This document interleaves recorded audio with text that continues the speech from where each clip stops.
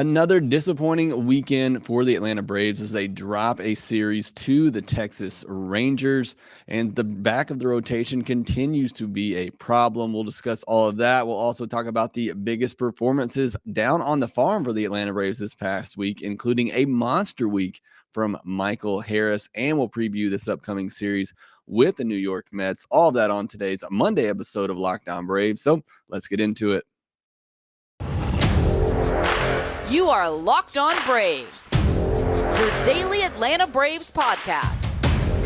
Part of the Locked On Podcast Network, your team every day.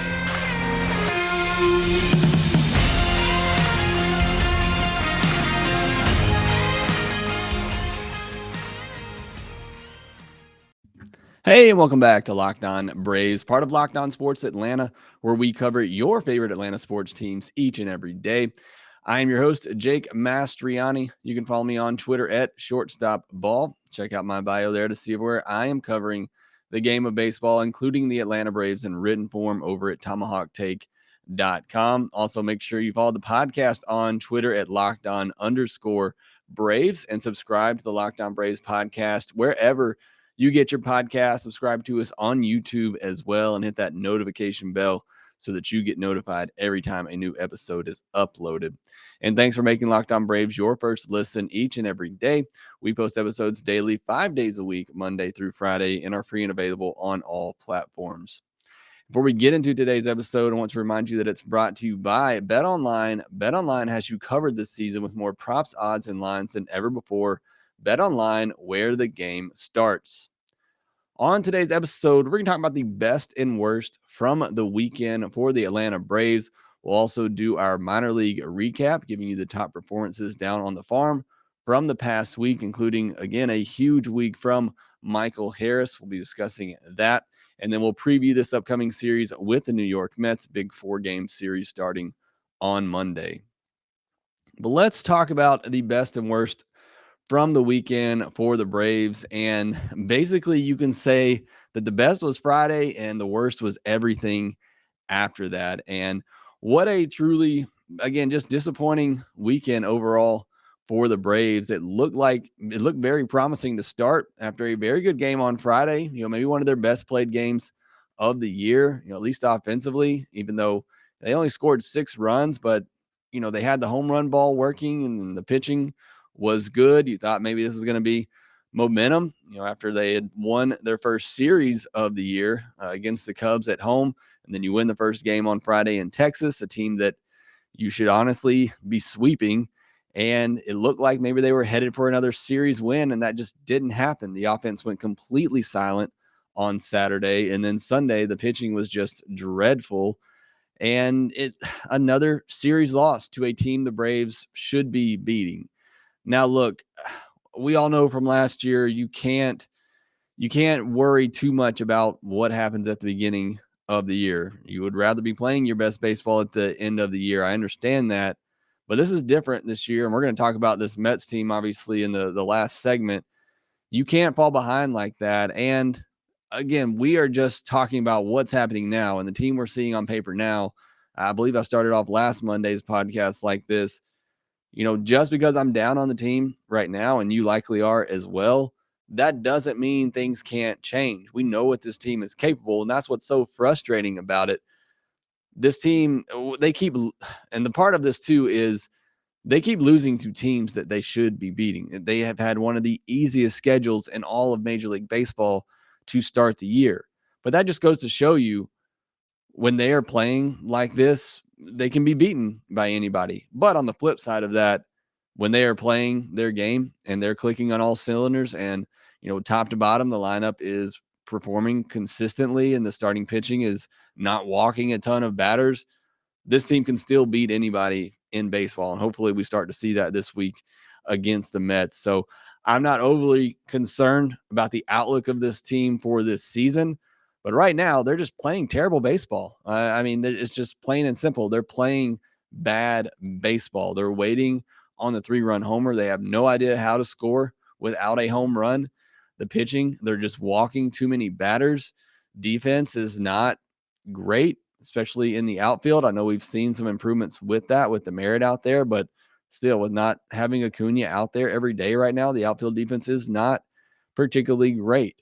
So these are just things that we're having to deal with right now, but they're all things that I think can be improved and will be improved as the season goes along. So I'm still not concerned with the overall outlook of this team. But what we're seeing right now is just not great. It's not good baseball from the Atlanta Braves, and that's frustrating from a fan's perspective. But let's talk about some of the best and worst of the weekend. I talked about Friday night. Again, just a well-played game. 6 runs on 9 hits and 7 walks. But even when that, they struck out 13 times in that game. They were just 1 for 9 with runners in scoring position and left 9 on base. So still, while it was a good game and it was great to see the entire lineup top to bottom, getting on base, still could have done a lot more there. But a good win Friday night. Ian Anderson had another solid start, 6 innings, 3 hits, 2 walks, 2 earned, 5 strikeouts. That's 3 straight really solid outings after that disastrous first outing of the year. I talked about it after that first outing. Ian Anderson was the one pitcher that I really, threw a mulligan to, because he just had kind of a messed up spring training, a start getting rained out, leaving a start early because of a blister on his toe, his great toe, excuse me. But he's really looked much more like Ian Anderson these last 3 starts. So that is certainly a great sign. Another good performance for me over the weekend came from the bottom of the lineup. They continue to get on base. The 7, 8, and 9 hitters had 9 hits on the weekend. So they're doing their job. They're getting on base for the top of the lineup. Now the top of the lineup's just not exactly clicking at the moment. Dansby Swanson, he's leading that charge at the bottom of the lineup in that 9 spot. He was 4 for 10 there over the weekend, had a couple of doubles, and only struck out twice. So that's certainly good signs for Dansby.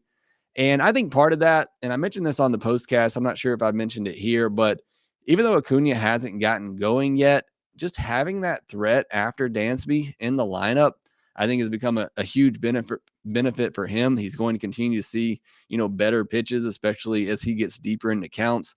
Pitchers aren't going to want to walk him, and face Acuna with a runner on base. So I think that's a huge benefit for Dansby Swanson. Travis Demeritte continues to hit as well, had 2 hits in the leadoff spot on Friday, including an inside the park home run. He singled and scored their lone run on Saturday, and then singled and walked on Sunday, also scored a run on Sunday. Although it was an adventure for him in right field on Sunday. So, perhaps pump the brakes a little bit on the defense, but give him a mulligan there. As far as just being a day game and maybe the sun messing with him a little bit. And typically, we'll see him in left field and see Acuna out in right field. And, it was a do or die kind of play on that ball that cleared the bases. I think it was hit hard enough. If he just comes up and plays it, maybe you hold them to 1 run, but certainly was not a great moment there for him on Sunday. Spencer Strider was great in relief of Bryce Elder on Saturday, but that leads me to the question, what are we doing with Spencer Strider? And I've been asking this for weeks. I keep thinking he's going to get a shot in the rotation.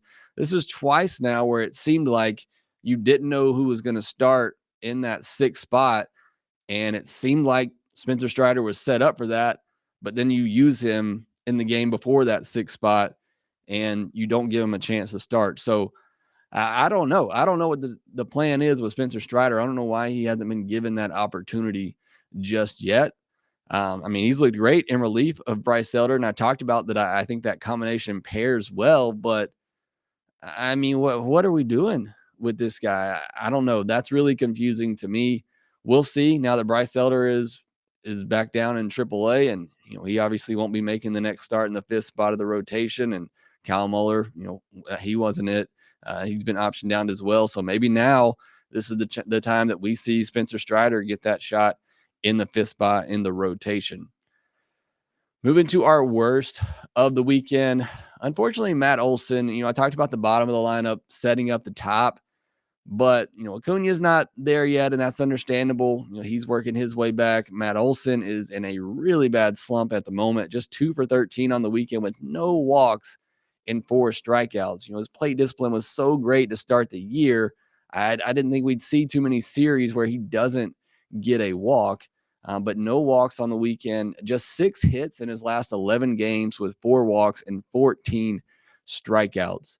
Look, he'll be just fine. I think he's earned that. He's proven that over his career, but this has been a brutal stretch for him. I think he's doing a little too much. I go back to that 3-0 count he had the other night. I believe it was the last game against the Marlins, or one of those games against the Marlins. He had a 3-0 count with runners on second and third, nobody out, and just tried to do too much and swung at a pitch, low and away, and pulled it, rolled it over to first, and didn't get the run in. I feel like he's pressing just a little bit right now. But he'll be fine. I'm not concerned about him at all, but it just is a bad stretch for Matt Olson at the moment. The offense as a whole just isn't clicking. I talked about Friday night, everybody up and down the lineup, getting on base, getting hits is great to see, but still just 6 runs in that game. Should have been a lot more. This offense is too talented and too deep of a lineup. They need to be finding ways to score more than 3 runs a game more often than they are. And whether they're getting the home run ball or not, they need to be scoring more than 3 runs a game. This offense is just too good to not be doing that on a more consistent basis. And the last, bad for me of the weekend is just the back of the Braves rotation and really just all the walks. I mean, Bryce Elder, he lasted just 4 1/3 innings, walking 3 batters. After not walking a batter in his first outing, he's walked 14 in his last 3. All in all, the kid finds a way to keep runs off the board and does a great job of limiting damage. He gave up 3 earned or less in all 4 of his starts this year. Granted, he didn't get through 5 in his last 3, but you can't keep walking that many batters. And he'll be back, and I still believe he'll be a solid piece of the back of this rotation for a long time. Just got to learn to have better command of his pitches, which have great movement, and learn to control them in the zone. And he's struggled with walks as he got to the upper levels. He had a 4.9 walks per 9 at Gwinnett last year, where he made just 7 starts to end the season. So he needs to go back, clean that up. Once he does, again, I think he's going to be a very solid piece at the 4th or 5th spot in the rotation. Kyle Muller, I mentioned, only last 2 2/3 innings on Sunday and walked 6 batters. It's just so painful to see some of these games the Braves are losing, and you look at the walk totals, and they're walking 6, 7, 8, 9 batters in those games. It's just really hard to win games when you're giving up that many free passes. And while Max and Ian look like themselves again after struggling to start the year, Kyle Wright's been great throughout. You feel pretty confident that Charlie Morton, he'll figure it out at some point and right the ship. That 5th spot is currently up for grabs. Like I said, I think we'll see Spencer Strider get a shot there, but I've thought that before. But that 5th spot right now, the back of the rotation, that's a big black hole for the Braves. And it's time to abandon the 6-man rotation. I kind of understand wanting to push Max Fried back for this Mets series, but I mean, what if you have Max pitch on Sunday and you win that series against the Rangers? I mean, I get it, but it's time to abandon the 6-man rotation. I need to see Max pitching every 5th day. I understood it to start the year why you did it, why you went to the 6-man rotation, but I think hopefully we've seen the last of that for a while, and we'll start to see the Braves going back to a traditional 5-man rotation. So that's the best and worst of the weekend. Next, I want to look at the top performances from the minor league level, including a huge week from the Braves' top prospect. BetOnline.net is your #1 source for all your betting stats and sports info. Find all the latest sports developments, league reviews, and news, including this year's NBA playoffs and the start of Major League Baseball season. BetOnline is your continued source for all your sport wagering information, from live betting to playoffs, esports, and more. Head to their website today or use your mobile device to learn more about the trends in action. BetOnline, where the game starts. Down on the farm for the Atlanta Braves, starting out in Gwinnett, Preston Tucker had 8 hits last week, including a pair of doubles and 3 walks with just 2 strikeouts. So some more outfield depth there for the Braves. Old friend Preston Tucker is down with Gwinnett right now. Braden Shoemake was 6 for 22 with a home run, 3 walks, and 3 strikeouts, and a stolen base this past week. He's starting to show signs of improvement, hitting .292 on the year with a .755 OPS. Still not convinced he's a shortstop of the future, but he's off to a good start this year in Gwinnett. On the pitching side, Tucker Davidson, who could get a shot in the Braves rotation next. He had a solid start last week, giving up 3 earned runs on 3 hits and a walk over 6 2/3 with 9 strikeouts. Nick Vincent was lights out, allowing just one walk and no hits in 3 innings last week with 7 strikeouts. And Waskari Noah had an encouraging start. He gave up just 1 earned on 3 hits and 2 walks over 6 innings with 6 strikeouts. Moving down to Mississippi, Michael Harris had a big week, as I mentioned, going 10 for 27 at the plate, had 3 home runs, starting to show off some of that power potential, 3 walks, 3 strikeouts, and 3 stolen bases. He's now hitting .333 on the year with a .982 OPS and 4 home runs in 21 games. So he's off to a great start at Double-A. I've heard people mentioning that he maybe should earn a promotion to Gwinnett soon. I don't really see the reason to rush him to Gwinnett unless you plan on him making his debut at some point this year. Otherwise, I think you just let him ride things out at Double-A, which I think is a very good developmental league for hitters. Just let him ride it out there at Double-A till at least the All-Star break. And then, maybe you can reassess that situation. But I see no reason to aggressively promote him to AAA after a good 20 games at Double-A. That doesn't make a ton of sense to me, but great to see that he's off to a really good start in what I think is a very difficult league for hitters. So that's certainly encouraging for him, and hopefully he can continue that. Drew Lug Bauer had another good week. He had 3 home runs as well. Continues to pile up the strikeouts, though. Had 11 more there, but again, that's part of his game. As long as the power is coming, you can live with that. Luke Waddell led the team with 11 hits this past week, including a home run. He's off to a good start, continues to rack up the hits. Jared Schuster lasted 7 innings in his last start, gave up just 2 earned runs on 4 hits and 2 walks with 7 strikeouts. In 4 starts this year, Schuster has a 1.88 ERA and 0.83 whip with 28 strikeouts in 24 innings. So he's off to a very good start at Double-A as well, the former first-round pick. At Rome, Christian Robinson, a 15th round pick last year out of Stanford, was 9 for 19 this past week with a couple of doubles. Vaughn Grissom and Landon Stevens each had 11 RBI this past week. Grissom had 2 home runs and Stevens had 4. Stevens really is showing off some power there in Rome, and Vaughn Grissom just continues to hit. If he continues to do like that, I could see them aggressively promoting him pretty soon up to Double-A. On the pitching side, Tanner Gordon, a 6th round pick in 2019 out of Indiana, struck out 10 and 6 shutout innings without allowing a walk this past week, so good start for him. And Lissandro Santos struck out 6 and 3 relief innings, allowing just a hit with no walks, while Justin Yeager struck out 6 and 2 relief innings without allowing a hit, but he did walk 2 batters. So some good relief outings there at Rome for Santos and Yeager. And then finally, in Augusta, the Green Jackets, in just 2 games played this past week, Victor De Hoyos was 6 for 7 with a home run. Shortstop Caleb Durbin, a 14th round pick last year, led the team with 8 hits, 6 RBI, and 4 stolen bases this past week. And then probably the best and biggest story for the Braves minor leaguers this year, maybe outside of Michael Harris, is Royber Salinas. He continues to rack up the strikeouts. He had 21 over his 2 starts this past week in just 9 innings pitched. He only allowed 1 hit, but did walk 6 batters and hit a batter. He has now struck out 52 batters in just 23 2/3 innings this year. He has a big fastball, and he should probably earn a promotion pretty soon to Rome, but the strikeout numbers are just incredible for Salinas. And again, just one of the bigger stories, one of the bigger developments for the Braves minor leagues this year. And then AJ Smith-Shawver, a big upside pick from last year's draft. He had a good start this past week, allowing just 1 earned run on 4 hits and 2 walks over 5 innings with 7 strikeouts. So some good things happening down on the farm for the Atlanta Braves. Certainly encouraging to see. Continue to update you on that every Monday. But next, I want to turn the page to a big Mets series that we have coming up, 4-game series in 3 days. And it will be a huge test for the Atlanta Braves. I'll set you up for that matchup next. Summer is coming, and with summer, you're going to need some food on the go.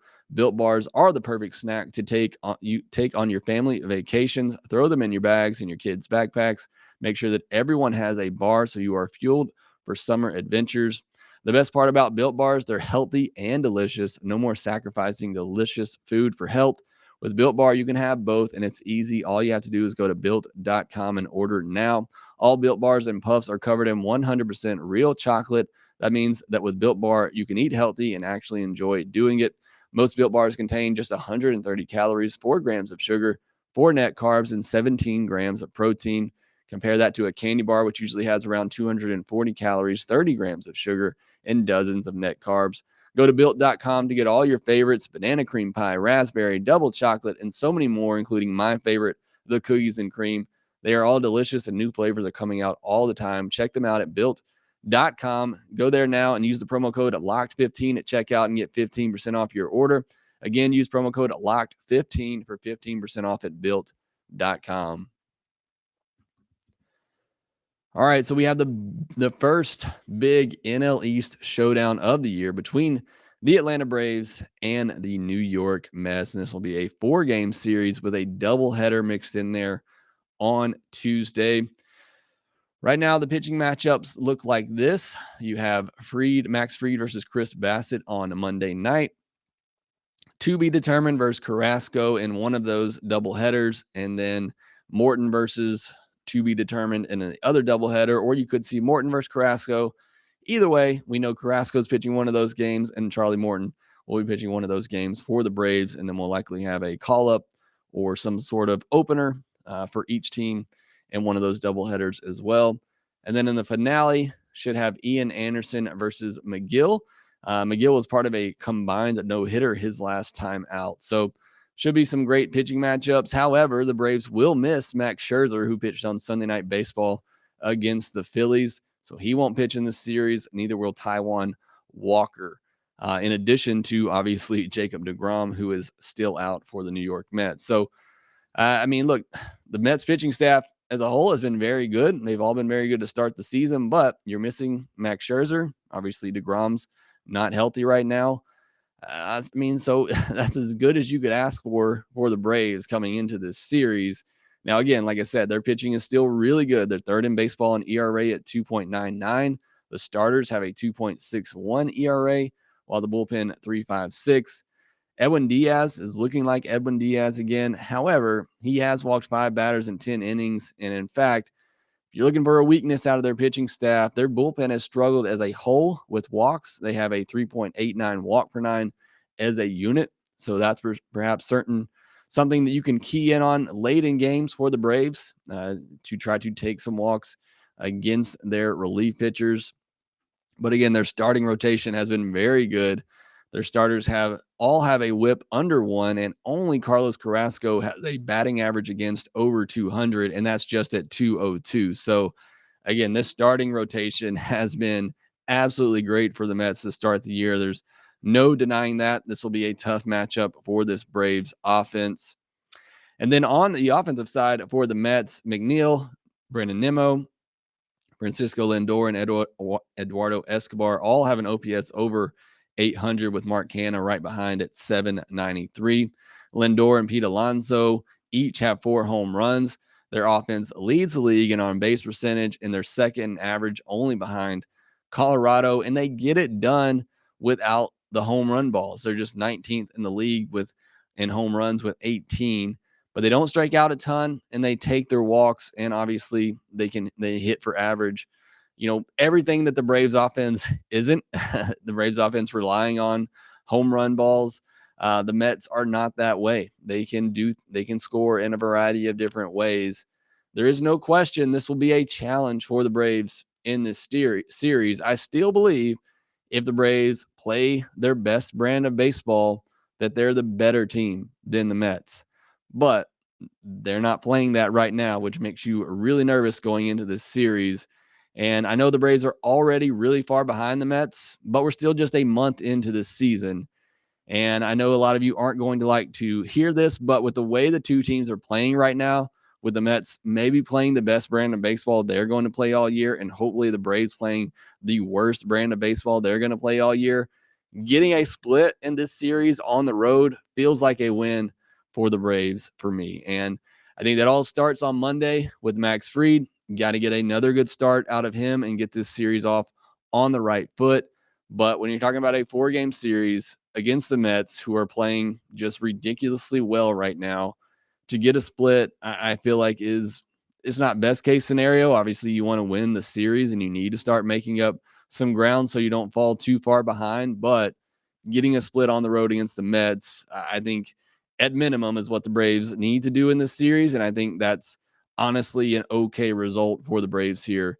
Again, just where both teams are right now. If the Braves were clicking and, Acuna was up to speed and the lineup was, really chugging along and Morton had his issues figured out, then I'd say, yeah, the Braves need to win this series, but that's just not where this Braves team is right now. So getting a split is okay, and let's certainly hope that happens because, like I said, you can't fall too far behind this Mets team, and losing a 4-game series to them would not be great right now, even though it is still early in the year. So let's hope that happens. Let's hope that Max Fried gets things kicked off on the right foot Monday night, and hopefully the Braves can come away with a series win against the New York Mets in New York. But that will do it for this episode of Lockedon Braves. Be sure to follow us on Twitter at @Lockedon_Braves. You can follow me at ShortstopBall. Also, make sure that you subscribe to the podcast wherever you get your podcast and subscribe to us on YouTube and hit that notification bell. And we will talk to you next time.